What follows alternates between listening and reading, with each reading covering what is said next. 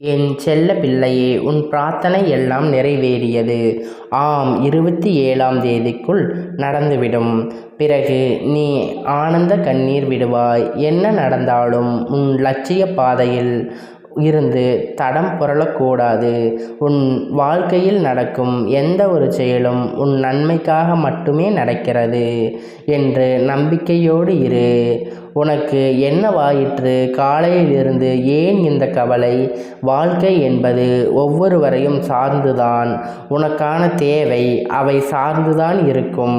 அதனால் உன்னுடைய ஒவ்வொரு தேவையும் அவர்கள் பூர்த்தி செய்வார்கள். அவரிடம் போய் கேட்பதும் உன்னுடைய சுய கௌரவத்தை பாதிக்கும் என்று எண்ணுகிறாய். ஆண்டவன் இடம் கேட்கும்போது குறை தீர்த்து வையுங்கள் என்று கேட்கிறாய். நீ என்னை உயிராய் நினைப்பதால் தான் வேண்டி கேட்கிறாய். எப்போதும் நான் உனக்கு உதவும் தெய்வம். நீ யாரை சார்ந்து இருக்கிறாயோ அவர்களிடத்தில் நீ சுயமரியாதை, கௌரவம் என இருக்காதே. அவர் உன்மேல் கோபப்படும் போது உன் மனவலி, நமக்கு ஒரு வேலை இருக்காதால் நாம் யாரை எதிர்பார்க்க வேண்டாம் என நினைக்கின்றாய். அப்படி இல்லாததால் தான் நீ இந்த நிலையை சற்று யோசித்துதான் பார். அப்படி இருந்தால் எதற்காக இப்படி இருக்கிறாய் என்று நினைக்கிறாயா? அதற்காகத்தான் நான் உன்னை தயார் செய்து கொண்டிருக்கிறேன். அடுப்பு வேகமாக எரிந்தால்தான் உனக்கான சமையல் தயாராகும். அதே போலதான் நீ வாழ்க்கையில் சீக்கிரம் நல்ல நிலைக்கு வர இந்த மாதிரி நிலையை ஏற்பட்டு கொண்டிருக்கிறது. வெற்றிக்கான முதல் படியே நிராகரிப்பும் தோல்வியும் தான். அதை நீ வேதமாக எடுத்துக்கொண்டால் எடுத்த காரியம் வெற்றியில் மட்டும்தான் முடியும். இந்த முருகப்பெருமானை முழுமையாக நம்பியவர்கள் வாழ்க்கையில் முன்னேற முடியும். ஏனென்றால் தன்னுடைய ஒவ்வொரு செயலும் ஒவ்வொரு தத்துவத்தையும் விளக்கும் ஆற்றல் கொண்டது. என் வாழ்வியல் முறை நுட்பமாக கற்றுக்கொண்டால் உன்னால் நிச்சயமாக முன்னேற முடியும். ஆகவே உறுதியுடனும் நம்பிக்கையோடும் இரு. உனக்கான கால நேரம் வரும்பொழுது நிச்சயமாக எல்லாம் நல்லதாகத்தான் நடக்கும். உன் வாழ்க்கையில் நிகழ்ந்த விஷயங்கள் எல்லாம் என் பார்வையில்தான் நிகழ்கிறது. அதை உன் மனதை காயப்படுத்துகிறது என்று எண்ணி நீ உரையாடுகிறாய். ஏன் இப்படி என்னிடத்தில் நடக்கிறார்கள்? மற்றவர்களுக்கு ஒரு நியாயம், எனக்கு மட்டும் ஒரு நியாயமா? நான் செய்யும் செயல்கள்தான் தவறு என்று சூழ்நிலையில் தள்ளியது என்னுடைய நிலை. அதற்கு நான் எப்படி காரணம் என்று தானே கூறுகிறாய். இந்த சூழ்நிலையை விட்டுவிடு. உன் கண்ணீரை கண்டேன். உன் வீட்டை எப்பொழுதும் எந்த ஒரு கொடிய நோயும் நெருங்காது. அதற்கு இந்த முருகப்பெருமான் எப்பொழுதும் நான் விடமாட்டேன். என் நம்பிக்கை நம்பியவர்களுக்கு எப்பொழுதும் ஏமாற்றம் என்பதை நான் தரமாட்டேன். அதற்காக மற்றவரை நீ உணர்ந்துவது, நீ அவர்களுடன் இருக்கும் பொழுது நீ முருகனை நினைத்தபடி இருப்பதால் நீ அந்த மாற்றத்தை உணர்வாய். நீ பட்ட கஷ்டத்தையும் துன்பத்தையும் ஒரு முடிவுக்கு கொண்டு வரப்போகிறது.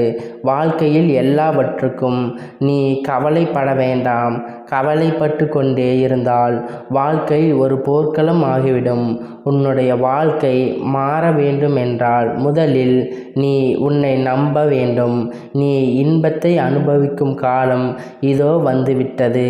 உன்னால் இதை அனைத்தையும் கடந்து போக முடியும். வாழ்க்கை எப்பொழுதும் ஒரு சீராக இருக்கும் என எப்பொழுதும் எதிர்பார்க்க வேண்டாம். ஒவ்வொரு பொருளும் வாங்குவதற்கு முன்பு அதில் சிறந்ததையே தேர்ந்தெடு. மன்னிப்பு சொல்ல தயங்காதே.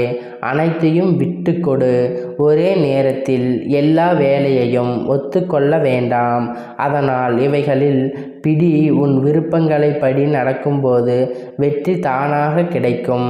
என கஷ்டங்கள் இல்லை என சொல்லி சொல்லி அள்ளி அள்ளி தருவேன். அதை தடுப்பார் எவரும் இல்லை. ஆகவே அனைத்தும் நிறைவேறப் போகிறது. அதை நீ பார்த்து ஆனந்தப்பட போகிறாய்.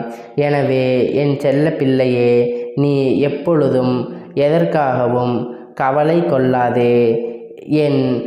உன் தாய் எப்பொழுதும் எந்த குழந்தையிடமிருந்து வேறுபாடு காட்டிக்கொள்வதே இல்லை. அதுபோன்று தாய் எத்தனை குழந்தை இருந்தாலும் அனைவரும் சமம்தான். உண்மைதானே? நான் தேர்ந்தெடுத்த வைரங்களில் நீயும் ஒன்று. அவ்வளவு சீக்கிரம் உன்னை கஷ்டப்பட விடமாட்டேன். இப்பொழுது நீ ஏன் கஷ்டப்படுகிறாய் என்று கேட்கிறாய். கர்மா வினைகள் உன்னை அதிகமாக கஷ்டப்படுத்துகிறது என்று நினைக்கிறாய். அது தவறு. உன் கர்மா வினை பாதியை நான் ஏற்றுக்கொண்டு சிறிதுதான் நீ அனுபவிக்கிறாய். ஏனென்றால் முழுவதும் உன்னால் தாங்க முடியாது. உன் கர்மா வினை என் பலன்கள் நான் எடுத்துக்கொண்டு அதில் ஒரு பகுதியைத்தான் நீ அனுபவித்து கொண்டிருக்கிறாய். அதற்கு நீ வேதனைப்பட்டு கொண்டிருக்கிறாய். அதுவும் இப்பொழுது முடிந்துவிட்டது. கவலைப்படாதே. உன்னுடைய வேண்டுதல்களை நான் கண்டிப்பாக நிச்சயமாக நிறைவேற்றுவேன். அதற்கான காலம் வந்துவிட்டது, நேரம் வந்துவிட்டது. அதற்காக அனைத்து புரியும் சக்தியும் குறைவாகவே இருக்கிறது. காரணம் உன்னுடைய கோபம். ஆம் செல்லமே, உன்னுடைய கோபம் முதலில் தூக்கி எறி. வெற்றியை நோக்கி நீ செல்லலாம். வெற்றி மட்டுமே இனிமேல் உன் பாதை.